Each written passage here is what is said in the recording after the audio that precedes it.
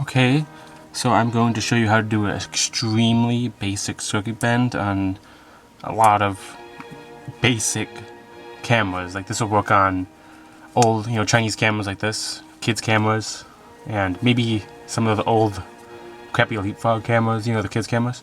And what we're going to be doing here is basically, this is such a basic one, we're just going to be bridging some of the pins on the camera sensor connection point. So basically, the camera connects to these points right here, right there.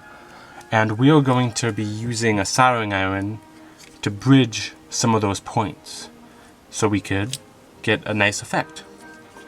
And I will show you to do that in 1 second. Yeah, here is the connection point we're going to be soldering here along the camera sensor connection point. And you could solder most of these pins, but don't solder the pins with you see those small resistors? Those small resistors power parts of the camera sensor, and if you mess with those, yeah. Then again, I'm not exactly looking at the schematics of these things, the electrical diagram, so don't take my word completely for it. Just I'd avoid them.